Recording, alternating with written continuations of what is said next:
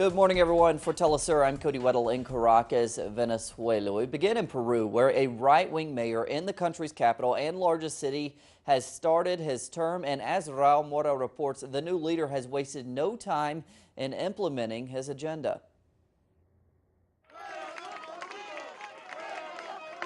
The new right-wing mayor of Lima, Luis Castañeda, was sworn into office, and his first action was massive firings of municipal workers, affecting their livelihoods and leaving city services without necessary personnel.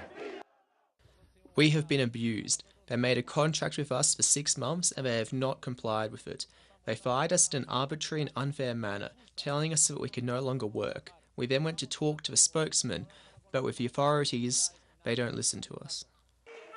The Municipal Workers Union responded Monday with a press conference denouncing the arbitrary firings and violations of labor rights. Hernan Núñez is one of the 3 newly elected officials who are condemning the actions of the new mayor. His first measure has been making a series of massive firings, such as public safety guards, public transportation supervisors, auditors, park workers, affecting in this matter close to 3,000 workers and their families, and affecting also the basic services that the Metropolitan Municipality of Lima is obliged to provide to the neighbors.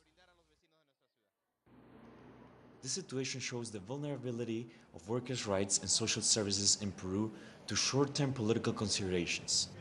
However, these workers are determined to get their jobs back. Reporting from Lima, Peru for Telesur, Rael Mora. Thanks to Raul. We turn to Honduras now, where the Libre Party, the main opposition force there, has released a document strongly criticizing the first year of President Juan Orlando Hernandez. And as Gerardo Torres reports, the Libre Party calls the president's first year a complete failure. According to a Libre Party's document, privatization and militarization haven't brought the promised results to the Honduran population. The results that we received in economic matters are nothing else than a population that is sinking more and more into poverty and a small group that is every day getting more and more rich. That is the logic of this neoliberal system, and in that framework, the impunity that is flourishing in our country permits that the number of insecure people overflow as never before. The document accuses the government of hiding information to try to lower the numbers, showing a decrease of violence. The government says that the number of violent murders this year was under 70 for every 100,000 citizens, but the United Nations assures that the real number was of 103 per each 100,000.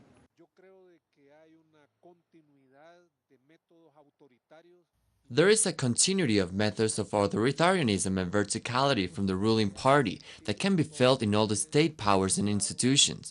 This produces uncertainty, instability, and a precarious governability.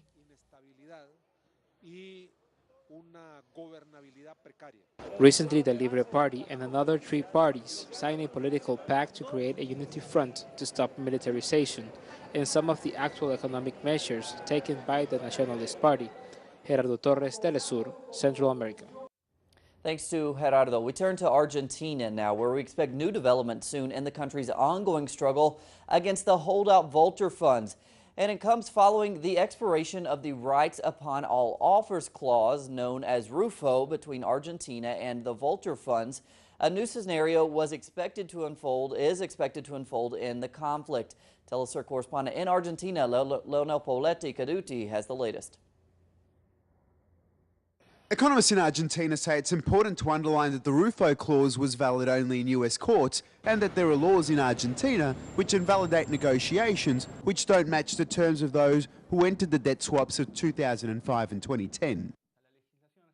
Under Argentine law, we continue with the same story we had 1 week ago. I mean, the Argentine government is in the same situation of not being able to offer better terms than the rest of the bondholders, so we cannot expect big changes.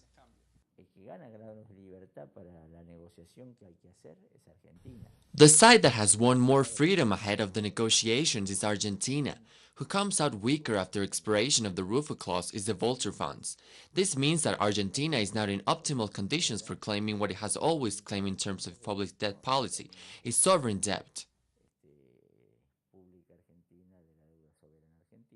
Argentine Economy Minister Axel Kicillof denounced a simultaneous attack against Argentina and Brazil by vulture funds, which, according to him, are trying to create a financial meltdown in Latin America. Economist Stanislao Malik says he agrees with Minister Kicillof's diagnosis. It is necessary that, as Latin American countries, we realise that economic decisions are political decisions and are not decisions made by markets and international investment agents. Argentina has always demonstrated its will to include every single one of its creditors into the debt swap, but only under fair and sustainable conditions. With the expiration of the Rufo clause, it's now up to the vulture funds to see if they'll accept the offer that Argentina has always had on the table. From Buenos Aires, Leo Poblete-Goluti, Telesur. Thanks to Leo. We turn to world news now, where Bangladesh capital Dhaka remains in crisis after clashes on Monday marked the first anniversary of disputed elections last year. Now, at least 6 people were killed across Bangladesh in clashes between opposition demonstrators, government supporters, and police. The opposition Bangladesh Nationalist Party has called on supporters to bring the country to a standstill with roadblocks and mass demonstrations to pressure Prime Minister Sheikh Hasina to hold new elections. The opposition claims Hasina's victory in elections a year ago was illegitimate, though Hasina claims opposition leaders are trying to destabilize the country. And turning to Australia now, at least 130 people have been injured after a massive bushfire started moving through the outskirts of the southern city of Adelaide last week. As of today, more than 38 homes and businesses throughout the Adelaide Hills region have been destroyed. Firefighters say the fire has been largely contained, but warn the disaster is far from over. The devastating blaze comes amid warnings from Australia's Bureau of Meteorology that last year was the country's 3rd hottest year on record.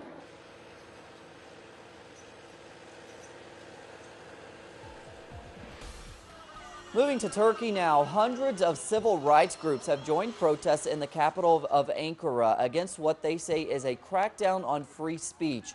Yesterday, protesters tried to deliver a petition to the country's constitutional court to demand greater press freedom, but the demonstrators were dispersed by police using tear gas and water cannons.